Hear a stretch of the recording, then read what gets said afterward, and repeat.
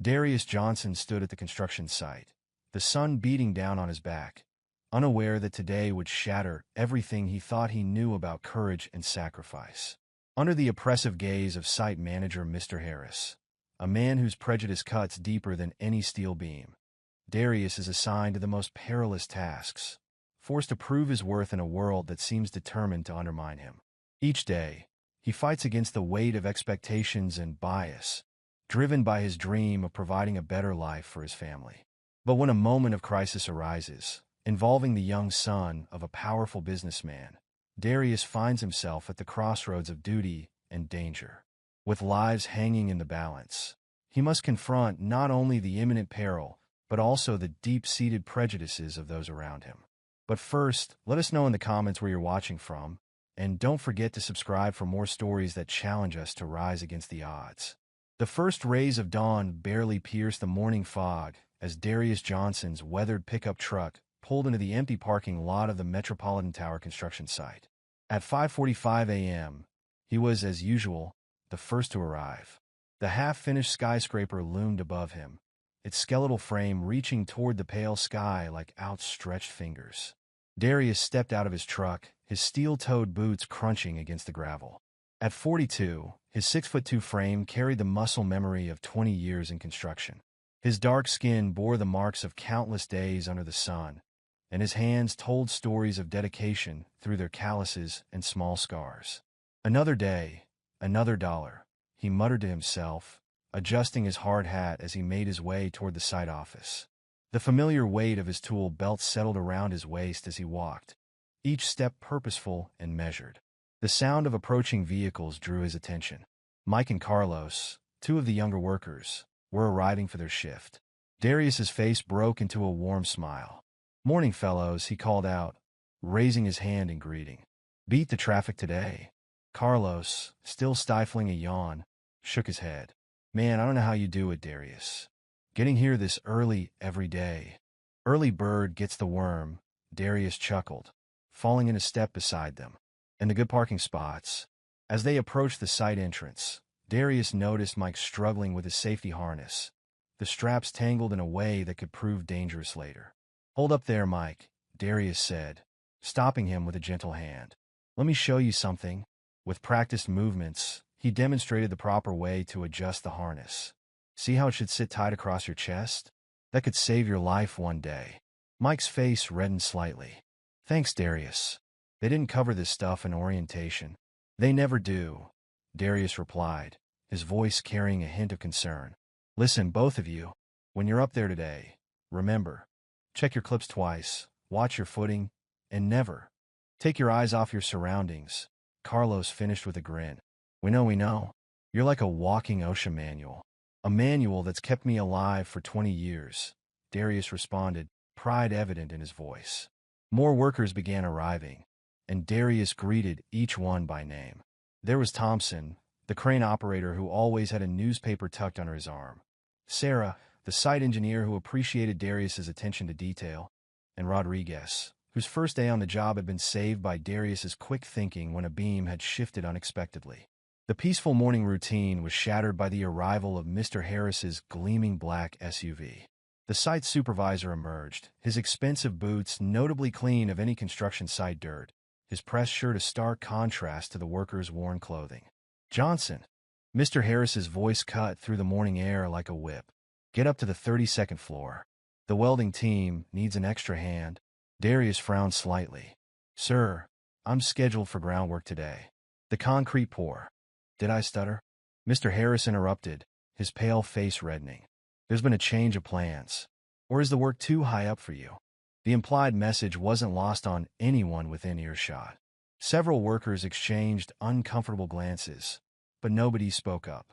"No, sir," Darius replied evenly. "I'll head up right away." As he gathered his welding equipment, Sarah approached him discreetly. "Darius, that's not right. The weather report mentioned high winds today. It's not safe to weld up there." "It's all right, Sarah," Darius assured her, though his eyes betrayed his concern. "I've handled worse." The elevator ride to the 32nd floor was long and solitary. Darius used the time to pull out a worn photograph from his wallet. The smiling faces of his wife Monica and their 3 children, James, 12, Lisa, 9, and little Marcus, 6, looked back at him. The photo was creased and faded, but it was his daily reminder of why he endured everything with dignity. A memory from the previous evening floated through his mind. Marcus sitting on his lap, showing him a drawing of a tall building. "Look, Daddy, I drew where you work." The pride in his son's voice had made Darius's heart swell. The elevator doors opened to a gust of wind that confirmed Sarah's concerns. The 32nd floor was still mostly open to the elements, with temporary guardrails that seemed to sway slightly in the breeze. As Darius set up his equipment, he noticed Jake, a fellow welder, approaching with an apologetic look. "Hey man," Jake said, lowering his voice. "Harris is full of it, sending you up here today. Listen, I've got your back. If the wind picks up too much, we call it off, okay? Safety first." Darius nodded gratefully. "Thanks, Jake. You're good people." "Nah, just returning the favor. Remember when you caught that mistake in my measurements last month? Saved me from a world of trouble." Their conversation was interrupted by the crackling of Darius's radio. "Johnson." Mr. Harris's voice came through, distorted but still sharp. "I don't hear any welding happening up there. Do I need to find someone more capable?" Darius keyed the radio. "No, sir. Starting now." The morning progressed with Darius carefully making his way across the steel beams, each weld precise despite the challenging conditions. During his break, he sat with his back against a column, watching the city spread out below him. The height didn't bother him anymore.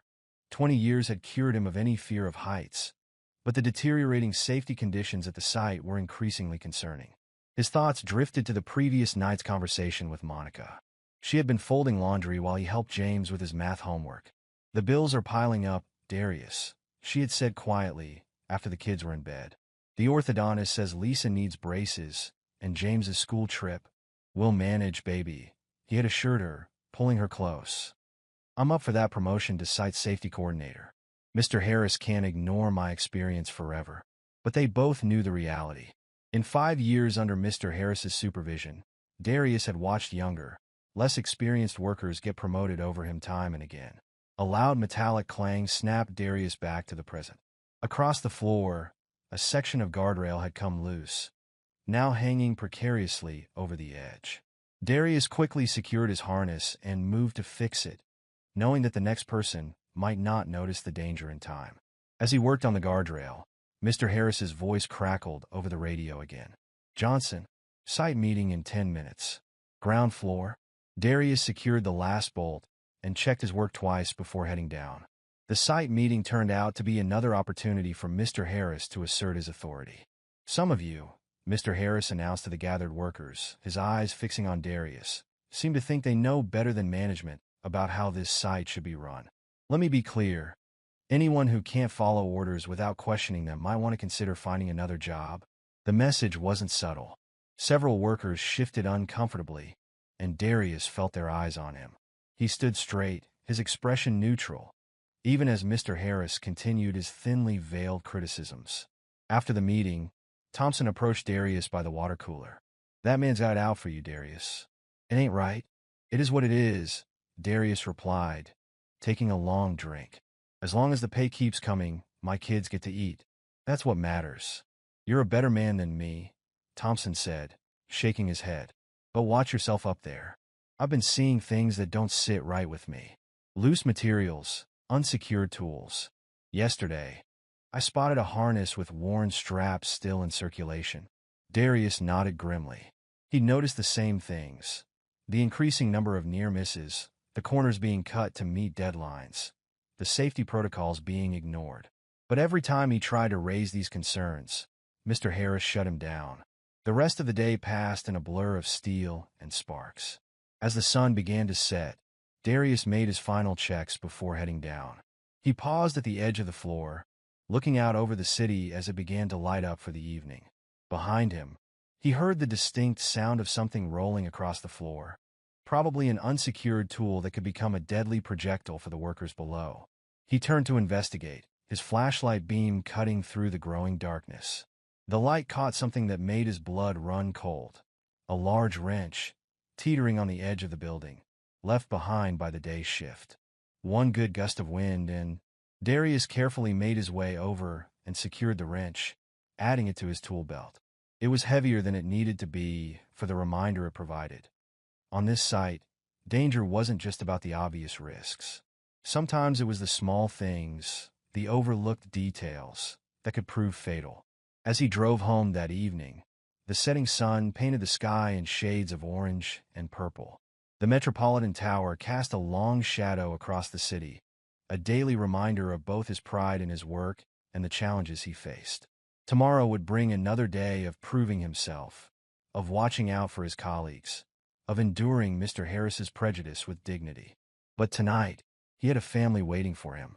As he pulled into his driveway, he could see Marcus's face pressed against the window, waiting for his daddy to come home. Lisa's bicycle lay in the yard, and the sound of James practicing his trumpet filtered through the open windows. Monica's garden, their small piece of paradise, bloomed with early spring flowers. Darius sat in his truck for a moment longer, saying a quiet prayer of thanks for making it through another day. As he reached for his lunchbox, his hand brushed against the loose guardrail bolt he'd picked up earlier, a small but potent reminder of the thin line between safety and disaster that he walked every day. The front door opened, spilling warm light onto the porch, and Marcus came running out. "Daddy's home! Daddy's home!" Darius stepped out of his truck, leaving the dangers of the construction site behind for another day. But as he embraced his son, he couldn't shake the feeling that something was building at the Metropolitan Tower, something more dangerous than loose guardrails and unsecured tools, something that would soon force him to choose between staying quiet and standing up for what was right. For now, though, he had dinner to eat, homework to help with, and bedtime stories to read. Tomorrow's challenges would wait until tomorrow.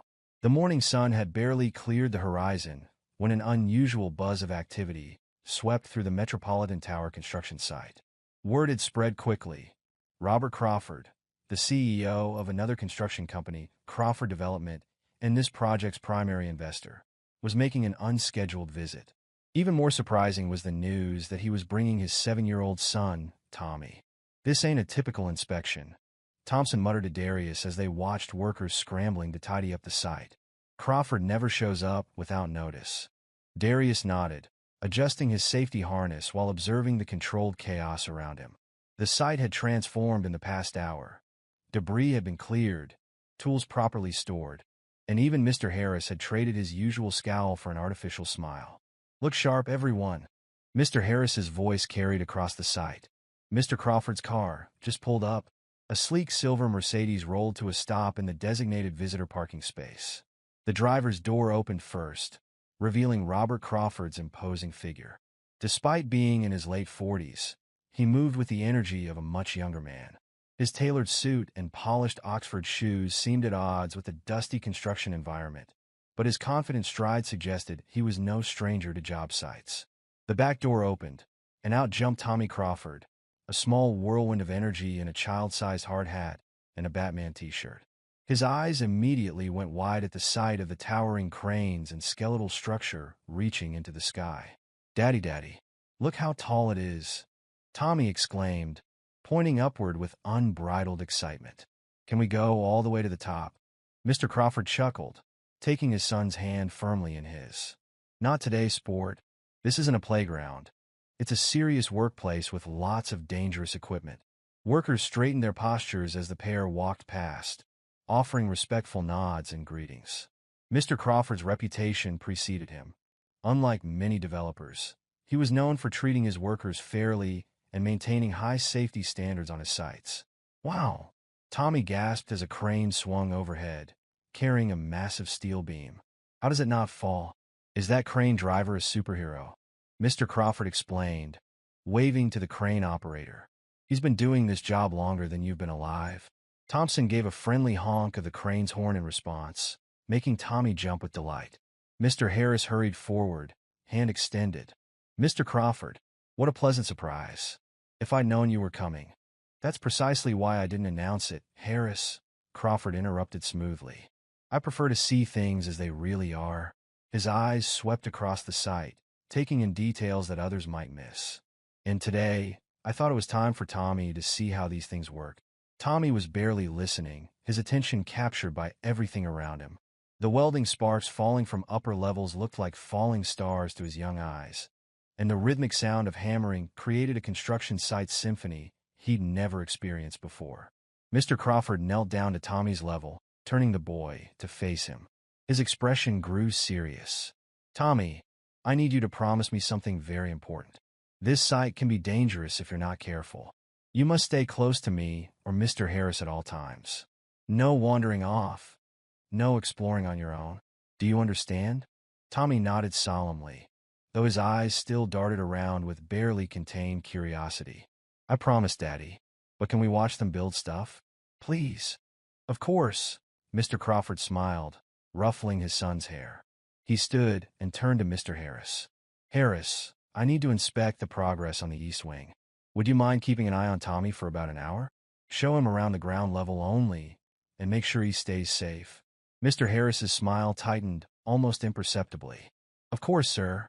Tommy will be in good hands." As Mr. Crawford walked away with his tablet and blueprints, Mr. Harris's demeanor shifted subtly. He glanced at Tommy with poorly concealed annoyance, clearly viewing the babysitting duty as beneath his position. From his workstation nearby, Darius watched the interaction while securing support beams. He recognized the look in Tommy's eyes. It was the same one his own son Marcus got just before getting into mischief. The boy was practically vibrating with contained energy, his head swiveling to follow every movement and sound. "And over here," Mr. Harris was saying in a bored tone, "is where we store the building materials." His voice trailed off as his phone rang. "Excuse me, Tommy. Don't move. I need to take this." Darius noticed Tommy's gaze drift upward to the maze of scaffolding and partially completed floors. The boy's feet shifted restlessly, and his hands fidgeted with the strap of his hard hat. Several times, he took small steps toward the stairs when Mr. Harris wasn't looking, only to quickly step back when anyone glanced his way. Setting down his tools, Darius approached Mr. Harris, who was still engrossed in his phone conversation. "Mr. Harris," Darius said quietly, waiting for acknowledgement. When none came, he cleared his throat and tried again.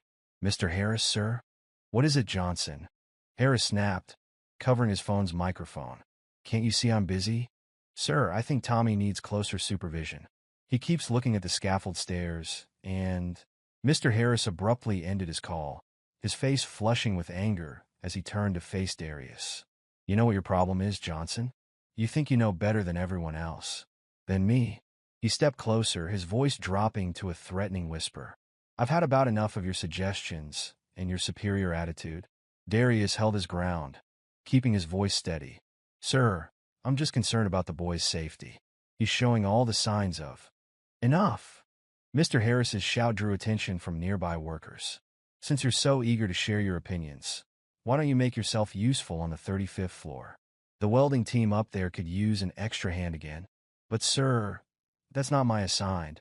"Your assignment is whatever I say it is." Mr. Harris cut him off. "Or would you prefer to find another job? I'm sure your family would understand." The threat wasn't subtle. Darius glanced at Tommy, who was now edging closer to the scaffold stairs while everyone was distracted by the confrontation. "Mr. Harris, please, just keep a closer eye on. Get up to the 35th floor. Now." Mr. Harris's tone left no room for argument. "And Johnson, one more word about how I should do my job, and you'll be looking for new employment. Understood?" Darius's jaw tightened, but he nodded. As he gathered his tools, he tried catching Thompson's eye in the crane, hoping to silently communicate his concerns. But Thompson was focused on moving a large beam, his view of the ground partially obscured. The elevator ride to the 35th floor felt like torture. Through the metal grating, Darius could see Tommy growing smaller on the ground level. Mr. Harris already back on his phone, pacing away from the boy. Each floor the elevator passed increased the distance between Darius and the impending disaster he could sense coming. At the 35th floor, the wind whipped stronger, forcing Darius to secure his safety harness to the nearest anchor point. From this height, he had a clear view of the entire site, including Tommy, who was now standing at the base of the scaffold stairs, looking up with unmistakable curiosity. "Come on, Mr. Harris," Darius muttered, watching the site's supervisor continue his animated phone conversation several yards away from Tommy. "Just turn around. Just look." But Mr. Harris didn't turn around. Instead, he walked even further away, disappearing behind a stack of construction materials, leaving Tommy completely unsupervised. Darius's hands tightened on his welding torch.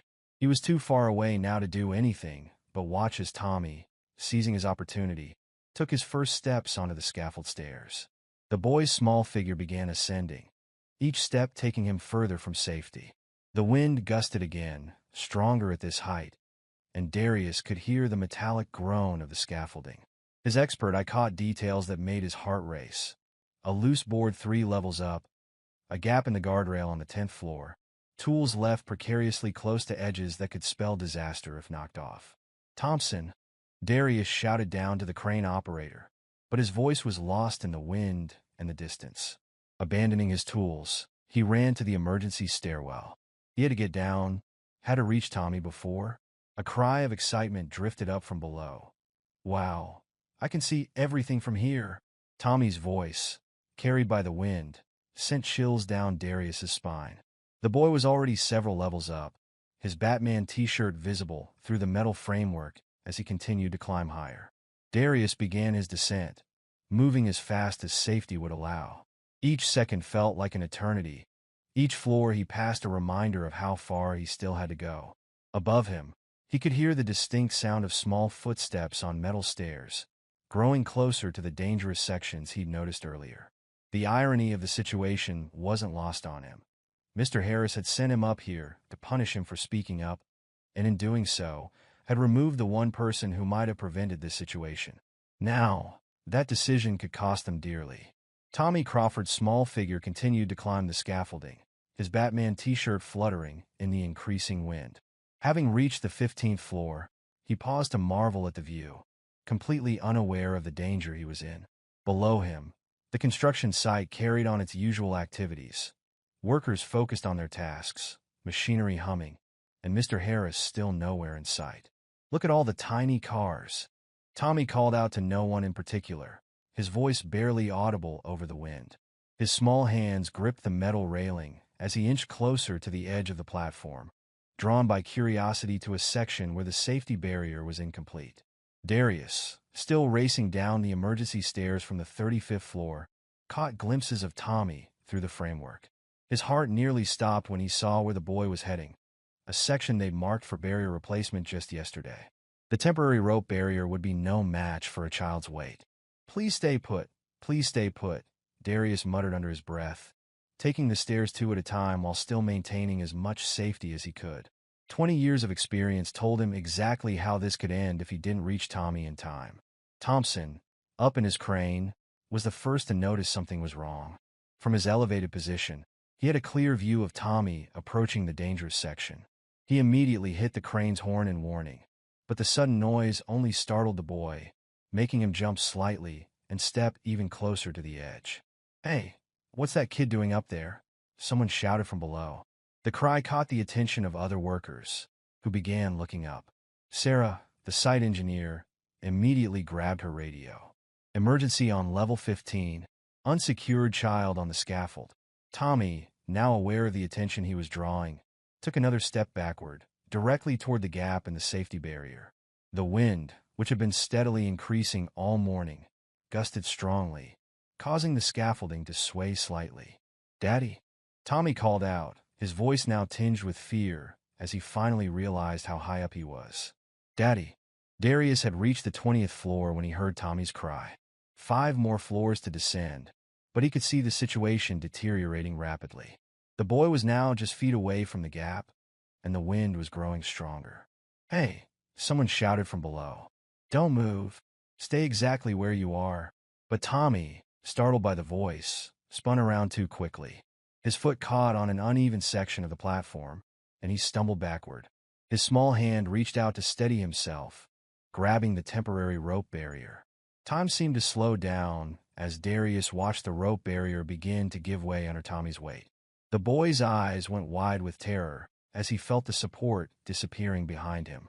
A collective gasp rose from the workers below, followed by the clatter of dropped tools and equipment as everyone froze, watching the scene unfold. Darius didn't think, he acted. Abandoning all protocol, He vaulted over the side of the emergency stairs, using his safety harness like a zip line to drop the remaining floors. The cable screamed as it unspooled, the friction burning through his gloves, but he didn't feel the pain. "Hold on, Tommy," he yelled, even as he saw the boy's feet beginning to slip out from under him. The next few seconds were a blur of motion. As Tommy's body began to tilt backward into empty air, Darius reached the 15th floor platform. Without hesitation, he unclipped his harness and lunged forward, his body sliding across the metal grating. His right hand shot out, catching Tommy's arm just as the boy's feet left the platform entirely. The force of the catch sent a shooting pain through Darius's shoulder, and he could feel the metal grating cutting into his chest through his work shirt. Tommy's scream pierced the air as he dangled stories above the ground, held only by Darius's grip on his arm. The boy's hard hat fell, tumbling end over end toward the ground below, where it landed with a crack that seemed to echo across the suddenly silent construction site. "I've got you," Darius grunted, his left hand finding purchase on a support beam. "I've got you, son. Don't look down." But Tommy was beyond hearing. His small body thrashed in panic, making it even harder for Darius to maintain his grip. Tears streamed down the boy's face as he screamed for his father. With every ounce of strength he possessed, Darius began pulling Tommy back onto the platform. His muscles screamed in protest, and he could feel something tear in his shoulder, but he didn't let go. Inch by inch, he dragged the boy back to safety. As soon as Tommy's feet touched the platform, the boy collapsed against Darius, his small body racked with sobs. His hands clutched Darius's work shirt so tightly that his knuckles were white, and his whole body shook with terror. "Chill. You're safe now," Darius soothed, wrapping his good arm around Tommy while trying to hide how badly his other arm was trembling. "You're okay.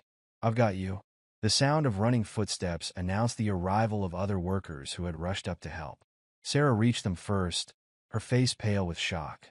"Oh my God," she whispered, taking in the scene. The broken rope barrier, the scratches on the platform where Darius had slid, the visible trembling of both Darius and Tommy. "Get a first aid kit," Darius managed to say through gritted teeth. His shoulder was on fire, and he could feel blood seeping through his shirt where the metal grating had cut him. Tommy's sobs had quieted to hiccups, but he refused to let go of Darius. "I want my daddy," he whimpered. "I'm sorry. I'm so sorry. What the hell is going on here?" Mr. Harris's voice boomed across the platform as he finally arrived, his face purple with rage. He took in the scene with narrowed eyes, focusing immediately on Darius holding Tommy. "Johnson, get your hands off Mr. Crawford's son immediately." He stormed forward, reaching for Tommy. The boy cried out in fear and clung tighter to Darius. "No, he saved me. Don't make me let go." But Mr. Harris wasn't listening. "I sent you to the 35th floor. What are you doing down here? This is a clear violation of direct orders and safety protocols." "Sir," Sarah tried to intervene, "Darius just saved Tommy's life. He was about to fall." "Fall? On my sight?" Mr. Harris's face grew even redder. "That's impossible. I was watching him the entire time." A murmur of disbelief rippled through the gathered workers. Thompson's voice carried down from his crane. "Like hell you were. You were on your phone the whole time." "Silence," Mr. Harris roared. He turned back to Darius, who was still sitting on the platform, one arm protectively around Tommy while the other hung uselessly at his side. "Johnson, you're fired. Pack your things and get off my site immediately." A collective gasp went up from the workers. Sarah stepped forward again. "Mr. Harris, you can't be serious. Darius just prevented a tragedy." "What I see," Mr. Harris snarled, "is an employee who disobeyed direct orders, abandoned his assigned post, and put Mr. Crawford's son in danger through his reckless actions. Security will escort you out, Johnson." Darius finally spoke, his voice steady despite the pain he was in. "Sir, with all due respect, I tried to warn you about Tommy's safety. If you had just listened." "How dare you?" Mr. Harris cut him off. "You're lucky I don't have you arrested for endangering a child. Now get up and leave." The tension on the 15th floor platform was thick enough to cut with a knife. Mr. Harris stood with his chest puffed out, face still red with anger, as he tried to regain control of the situation. "Everyone back to work," he bellowed, his voice echoing off the steel beams. "This isn't a theater show. Time is money, people. The gathered workers remained frozen in place, their faces a mixture of shock and disbelief. Tommy, still trembling from his near-death experience, had finally been pried away from Darius and stood clutching the sleeve of his Batman t-shirt, tears streaming down his face. "Come on, Tommy," Mr. Harris said, his voice artificially sweet as he grabbed the boy's shoulder. "Let's get you somewhere safe while we wait for your father." Mike, one of the younger workers Darius had trained, suddenly stepped forward. His hands were shaking, but his voice was steady. "This isn't right, Mr. Harris. We all saw what happened. Darius saved Tommy's life." Mr. Harris's head snapped around, his eyes narrowing dangerously. "Would you like to join Mr. Johnson in the unemployment line, Martinez? Because that can be arranged." Mike's courage wavered under the supervisor's threatening glare, but he stood his ground. "Sir, he was just—" "One more word," Mr. Harris hissed, "and you'll never work construction in this city again. Is that clear?" The threat hung in the air like a toxic cloud. Mike's shoulders slumped as he stepped back, unable to meet Darius's eyes.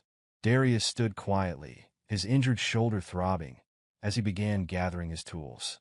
His calloused hands trembled slightly as he picked up his well-worn tool belt, the same one he'd bought when he first started in construction 20 years ago. Each movement sent sharp pain through his shoulder, but he forced himself to continue, maintaining his dignity even as his world crumbled around him. "Darius," Tommy's small voice cracked with emotion. "Please don't go. Please." The boy tried to run back to Darius, but Mr. Harris's grip on his shoulder tightened. "That's enough, Tommy. Mr. Johnson is leaving, and he's not coming back." "No." Tommy struggled against Mr. Harris's hold. "He's a hero. Let me go." "Darius." The boy's cries echoed through the half-completed building, bouncing off steel and concrete until they seemed to come from everywhere at once. Workers on other floors stopped what they were doing, looking up at the commotion. "I said move," Mr. Harris snapped, practically dragging Tommy toward the stairs. "Security, escort Mr. Johnson out. Now!" As the security guards approached apologetically, Darius straightened his spine, refusing to be pushed out like a criminal. He walked under his own power, his head held high despite the humiliation burning in his chest. Behind him, Tommy's voice grew more desperate. "Darius, don't go. Please. You're my hero." The words struck Darius like physical blows, each one making it harder to maintain his composure. As he reached the stairs, he allowed himself one last look back. Tommy was still struggling against Mr. Harris's grip, his face red from crying, while the other workers stood in uncomfortable silence. Sarah, the site engineer, caught his eye and mouthed, "I'm sorry," before quickly looking away. Thompson, up in his crane, gave a small salute, a gesture of respect that nearly broke Darius's carefully maintained control. As Darius descended the stairs, he could hear the whispers starting. Workers on various floors stopped to watch him pass, their conversations barely audible but clear enough. "Can't believe they're firing him for saving a kid. Harris has gone too far this time. Somebody should report this. Did you see how he caught the boy? Like a superhero." At ground level, Rodriguez had his phone out, seemingly focused on some paperwork, but clearly recording the scene. Several other workers were doing the same, their phones partially hidden, but lenses gleaming in the morning sun. Darius walked to his locker, the security guards following at a respectful distance. As he cleaned out his few personal belongings, a family photo, his spare work gloves, a half-empty bottle of water, he could hear more whispers behind him. "This ain't right," someone muttered. Harris was the one who wasn't watching the kid. Somebody should tell Mr. Crawford the truth. "You saw how Harris threatened Mike. He'll fire anyone who speaks up." Darius closed his locker for the last time, the metal doors clang feeling somehow final. 20 years of dedication, of showing up early and staying late, of mentoring younger workers and maintaining the highest safety standards, all ended because he'd done exactly what any decent human being would do. The drive home was a blur. His shoulders screamed in pain with every movement, but the physical discomfort was nothing compared to the weight in his chest. How would he tell Monica? How would they manage without his income? Lisa's braces, James's school trip, Marcus's upcoming birthday. All the plans they'd made now seemed to evaporate like morning dew. As he pulled into his driveway, Darius saw Monica through the kitchen window, preparing lunch for Marcus, who had a half day at school. She looked up at the sound of his truck, her smile quickly fading as she realized something was wrong. The front door opened before he reached it. "Darius? Why are you home so early? Are you hurt?" He tried to smile, but it felt more like a grimace. "We need to talk, baby." Inside, Marcus looked up from his coloring book, his face lighting up. "Daddy, you're home." "Hey, champ," Darius managed, ruffling his son's hair with his good hand. "Why don't you go play in your room for a bit? Daddy needs to talk to Mommy." Once Marcus was out of earshot, the whole story poured out. Monica listened in stunned silence as Darius described Tommy's climb, the rescue, and Mr. Harris's reaction. By the time he finished, tears were streaming down her face, though she tried to hide them. "So that's it," she whispered. 20 years of service, and they just fire you? For saving a child's life." Darius slumped in his chair, the events of the morning finally catching up with him. "I couldn't let him fall, Monica. He's just a little boy, not much older than Marcus." "Of course you couldn't," Monica said fiercely, wrapping her arms around him while being careful of his injured shoulder. "You did the right thing. We'll figure something out. We always do." Back at the construction site, the story was spreading like wildfire. Sarah had downloaded copies of the security camera footage before it could mysteriously disappear, and Thompson had used his elevated position in the crane to take photos of the entire incident, including the broken safety barrier that should have been replaced days ago. The workers gathered in small groups during their lunch break, their conversations focused on nothing else. "Did you see how fast Darius moved? If he hadn't been there, Harris is trying to cover his own ass. That boy would be dead if not for Darius." Mr. Harris stalked through the site, breaking up any groups he saw talking, but he couldn't stop the spread of information. By early afternoon, the story had reached other construction sites in the city. Workers from neighboring projects were calling their friends, sharing the video, expressing their outrage. Meanwhile, Mr. Crawford had finally returned to the ground floor, having been delayed by an urgent call from the project investors. Mr. Harris intercepted him before he could reach Tommy, who was being watched by Sarah in the site office. "Mr. Crawford," Harris began, his voice oily with fake concern, "I need to inform you about a serious incident involving your son and one of our former employees." Crawford's face darkened. "Former employees?" "Yes, sir. I had to terminate Darius Johnson immediately. His reckless behavior put Tommy in serious danger. He abandoned his assigned post on the 35th floor, violated multiple safety protocols. And that's not true." Tommy's voice rang out from the site office doorway, where he stood with Sarah. His face was still tear-stained, but his eyes blazed with anger. "Darius saved my life. Mr. Harris is lying." Mr. Harris's face paled slightly. "Tommy, you're upset and confused. What you think you saw?" "I'm not confused," Tommy shouted, his small fists clenched. "You were supposed to watch me, but you were on your phone. You ignored me. And when I got scared up there, Darius saved me. He caught me when I was falling." Robert Crawford's expression had grown increasingly thunderous as he listened to his son. "Falling," he said quietly, his voice carrying a dangerous edge.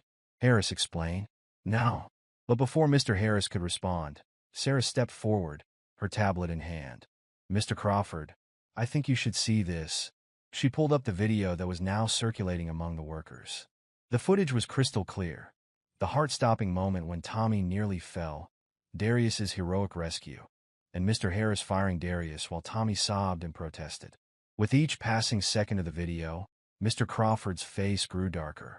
By the time it ended, Mr. Harris had taken several steps backward, as if trying to physically distance himself from the evidence of his negligence. "Sir, I can explain," he began, but Crawford held up a hand, silencing him. "My son," Crawford said, his voice shaking with barely controlled rage, "nearly died today because you were too busy on your phone to do the one thing I asked of you. And then you fired the man who saved his life. Mr. Crawford, you don't understand the full situation." "Oh, I think I understand perfectly," Crawford cut him off. "The question is, do you understand what's about to happen?" Sarah, the site engineer, stepped forward first. "Mr. Crawford," she said, her voice steady despite her obvious nervousness, "there's something else you should know. What happened today, it's not an isolated incident." Harris's face went pale. Sarah, remember what we discussed about team loyalty. Loyalty? Another voice cut through the tension. It was Mike, the young worker who had tried to defend Darius earlier. Is that what you call threatening to blacklist anyone who speaks up? The dam had broken. Workers began stepping forward, each with their own story to tell. Darius warned him about the loose guardrails last week, one worker said.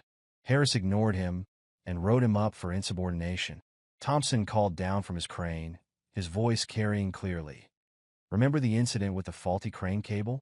Darius spotted it during his morning check, but Harris accused him of trying to slow down the project. He always gave Darius the most dangerous assignments, Rodriguez added, his phone still recording.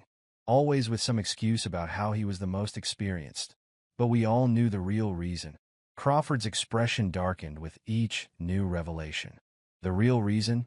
He asked, though his tone suggested he already knew the answer. Sarah stepped forward again, tablet in hand. I've been keeping records, sir. Incident reports, work assignments, safety violations. There's a clear pattern of discriminatory treatment. Darius was passed over for promotion 3 times despite having the most experience. He was routinely assigned to the most hazardous tasks without proper backup. His safety concerns were consistently dismissed or met with disciplinary action. Harris's face had gone from pale to ashen. These are baseless accusations. I have always maintained the highest professional standards. Professional standards? Crawford's voice cut through the air like a whip. Let's talk about professional standards, Harris. Where were your professional standards when you were on the phone instead of watching my son? Where were they when you ignored safety concerns that could have cost lives? Where were they when you fired a man for saving my child's life? The site supervisor took a step backward, colliding with the door frame. Sir, I can explain everything if you'll just... Oh, you'll explain everything, Crawford assured him, pulling out his phone. But not just to me. He dialed a number, putting the call on speaker. Janet? Get me George Matthews, CEO of Metropolitan Construction, immediately. And call OSHA. We need a full site inspection immediately. Also, contact HR and legal. We have a situation that requires immediate attention. Harris's face went through a range of emotions. Fear, anger, desperation. Mr. Crawford, please, let's discuss this privately. I'm sure we can come to an understanding. An understanding? Crawford's laugh was without humor. The only thing I understand is that you put my son's life at risk through your negligence, then tried to cover it up by firing the man who saved him. And now I'm learning this is just the tip of the iceberg. He turned to Sarah. How long have you been documenting these incidents? Nearly 2 years, sir, she replied, scrolling through her tablet. I started keeping records after the 3rd time Darius reported safety violations that were ignored. I have dates, times, witness statements. Excellent, Crawford nodded. Send everything to my office immediately. And Harris? He turned back to the site supervisor, who seemed to be shrinking under the collective gaze of his workers. Consider yourself suspended, effective immediately. Security will escort you off the premises. Suspended? Harris sputtered. You can't. I can, and I am. Pending a full investigation into your conduct, your access to all development sites is revoked. Crawford's voice was ice cold. And if even half of what I'm hearing is true, suspension will be the least of your worries. The same security guards who had escorted Darius out earlier now stood uncertainly near Harris. The irony of the situation wasn't lost on anyone. Sir, one of the guards said to Crawford, should we collect his site credentials now? Immediately, Crawford confirmed. And I want all his files secured before he can access them. Sarah, please supervise that process. As the reality of his situation sank in, Harris's composure finally cracked. This is all Johnson's fault, he burst out. He's been undermining me from the start, turning the workers against me. No, Mr. Harris, Tommy spoke up, his young voice carrying a wisdom beyond his years. This is your fault. Darius was nice to everyone. You were the mean one. A murmur of agreement ran through the gathered workers. More people were stepping forward now, eager to share their experiences. Remember when Darius stayed late to help me learn the safety protocols? He covered my shift when my daughter was sick. Always the first to arrive, last to leave, never complained, even when Harris was clearly targeting him. Crawford listened to it all, his expression growing grimmer with each new story. Finally, he turned to his assistant who had arrived during the commotion. Karen, I need you to do something important. Find Darius Johnson. Get his address from HR if necessary. Tell him. He paused, looking at Tommy, who was watching him expectantly. Tell him Mr. Crawford and his son would like to speak with him. And Karen? Make it clear that this is about making things right. As Harris was led away by security, Crawford pulled out his phone again, this time calling his legal team. John? Yes. I need you to prepare something immediately. We're going to make this right, and we're going to make sure it never happens again. Tommy tugged at his father's sleeve. Is Darius coming back, Daddy? Crawford knelt down beside his son again. If I have anything to say about it, Tommy, he'll be back in a position where he can do what he does best, keeping everyone safe and teaching others to do the same. The gathered workers began to disperse, but there was a new energy on the site. Something had shifted, and everyone could feel it. The truth had finally come to light, and with it came the promise of change. As Sarah coordinated with security to secure Harris's files, she paused to look at the last photo on her tablet. A shot of Darius training new workers, his patient smile and careful instruction evident even in the still image. She smiled, knowing that justice was finally being served. Meanwhile, across town, Darius's phone began to ring. He stared at the unknown number, unaware that the call would change not just his life, but the lives of countless others who would benefit from the changes his story would bring about. The Metropolitan Tower stood silent against the afternoon sky, its incomplete structure a testament to work yet to be done. But now, perhaps, that work would be carried out with the respect, safety, and dignity that everyone deserved. And it all started because one man refused to look the other way when he saw something wrong. Tommy looked up at the building, then at his father. Daddy, can we make sure everyone knows what Darius did? Not just today, but all the other good things too. Crawford smiled, ruffling his son's hair. Yes, Tommy. I think it's time everyone knew the truth about Darius Johnson. And as the sun began its descent over the city, casting long shadows through the building's framework, a new chapter was about to begin. One that would reshape not just the Metropolitan Tower, but the very foundation of how things were done in the construction industry. All because one man had the courage to do what was right, no matter the cost. The morning sun cast long shadows through the Metropolitan Tower's skeletal frame as workers gathered in the makeshift assembly area at ground level. The mood was different from any other morning. There was an electricity in the air, a sense that something important was about to happen. Darius Johnson stood at the back of the crowd, still uncertain about why he had been called back to the site. His wife Monica stood beside him, gripping his hand tightly. His shoulder was still sore from the rescue, but the physical pain was nothing compared to the emotional turmoil of the past few days. Robert Crawford stood on a temporary platform, commanding attention without having to ask for it. Beside him stood Tommy, wearing a new Batman t-shirt and practically bouncing with excitement. Behind them were several suited executives, members of the Crawford Development Board, and representatives from the construction company's upper management. Good morning, everyone, Crawford began, his voice carrying across the hushed crowd.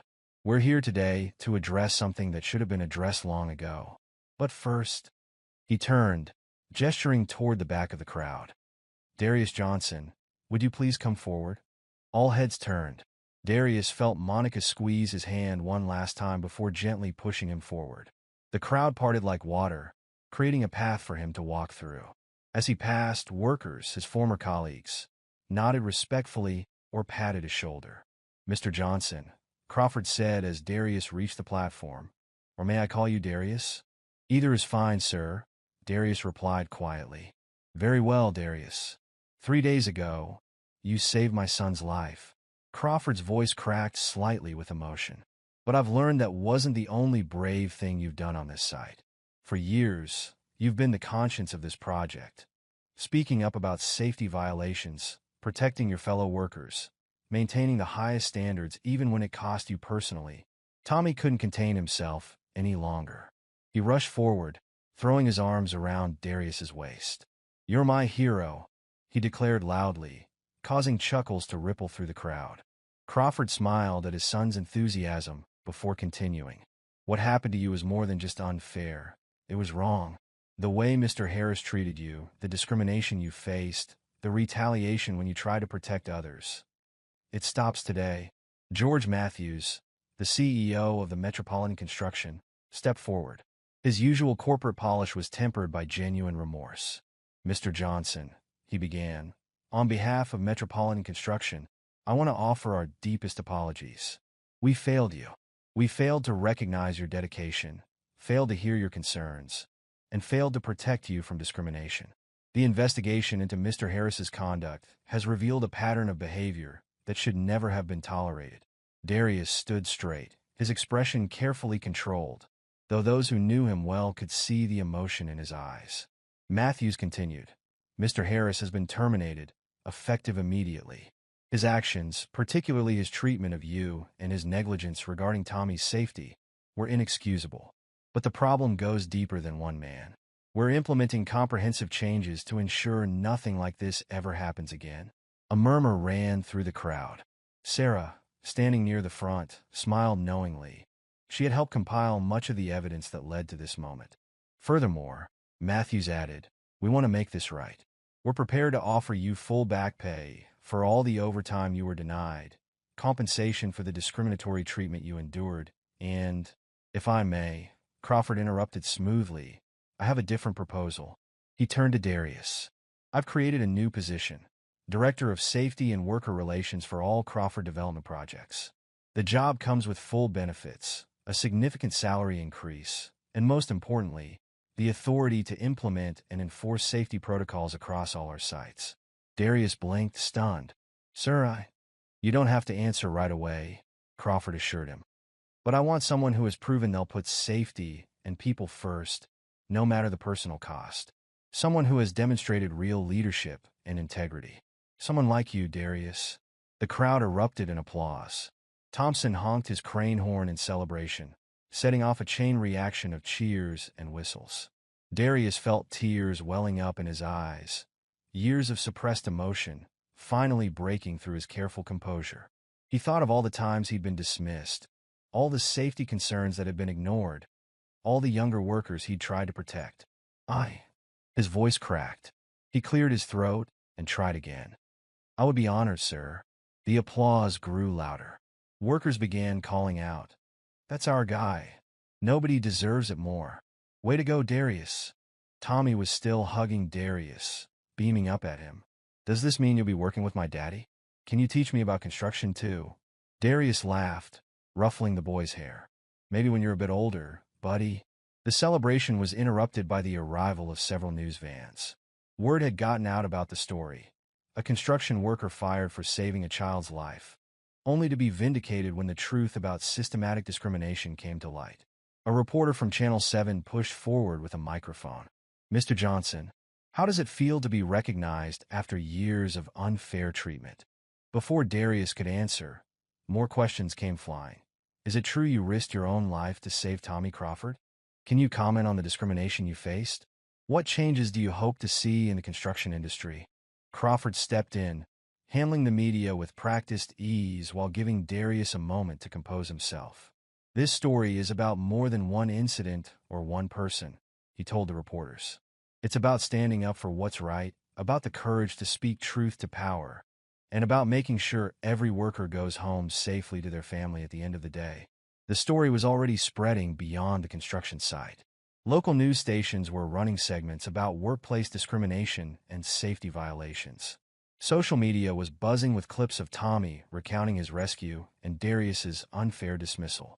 But more importantly, real change was happening. Matthews announced the creation of an anonymous reporting system for safety violations, mandatory anti-discrimination training for all supervisors, and regular safety audits by independent inspectors. These changes will be implemented across all our sites, Matthews declared. And Mr. Johnson, Darius, will have full authority to expand and enhance these measures as he sees fit. Crawford added, We're also establishing the Johnson Safety Initiative, a program to train and support construction workers in maintaining the highest safety standards. Because what Darius has shown us is that one person's commitment to doing what's right can make a difference for everyone. As the formal announcements concluded, workers came forward to congratulate Darius. Mike, The young worker who had tried to defend him was among the first.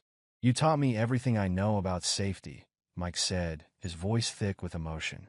"Now you can teach everyone." Sarah approached with her tablet. "I've already started compiling data for safety improvements," she said with a grin. "Ready to work when you are, boss." Thompson called down from his crane. "Don't forget about us up here. Some of these safety harnesses have seen better days." Darius looked around at the faces of his colleagues. No, his team now, and felt a weight lift from his shoulders. For 20 years, he had fought an uphill battle, trying to protect others while facing discrimination and retaliation. Now, finally, he had the authority to make real changes.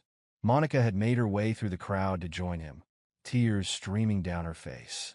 "I'm so proud of you," she whispered, hugging him carefully to avoid his injured shoulder. "We did it together, baby," he replied softly. "All those times you told me to stay strong, to keep doing what's right." "Daddy." Tommy's voice cut through their moment. "Can Darius come to my school for career day? I want everyone to know about my hero." The crowd laughed, and Darius felt a warmth spread through his chest. This was more than justice. It was an opportunity to make sure no other worker had to face what he had faced, that no other family had to worry about their loved one's safety on the job. As the morning progressed and workers began returning to their tasks, with new safety equipment being distributed and old harnesses being replaced, Darius stood looking up at the Metropolitan Tower. The building seemed different now, not just a construction project, but a symbol of change. Crawford approached him quietly. "Ready to get started? We have a lot of work ahead of us." Darius nodded, already making mental notes about priority safety improvements. "Yes, sir." "And Mr. Crawford? Thank you for believing in me." "No, Darius," Crawford replied, watching his son chatting animatedly with some workers about his rescue. "Thank you for showing us what real leadership looks like." Above them, the Metropolitan Tower stretched toward the sky, its unfinished state now a promise of better things to come. And Darius Johnson, who had always done the right thing even when it cost him everything, finally had the chance to build something even more important than a building, a legacy of safety, respect, and justice for all workers. The morning sun caught the steel beams above, creating a pattern of light and shadow that seemed to point toward the future. A future that, thanks to one man's courage and integrity, would be safer and more just for everyone who worked to build it. In the end, Darius not only fights for his own dignity, but also for the safety of a child and the respect of his peers. His journey teaches us about the strength of character and the importance of community. What do you think is the most important quality someone can possess when facing adversity? Share your thoughts in the comments below, and remember to subscribe for more inspiring stories that resonate with us all.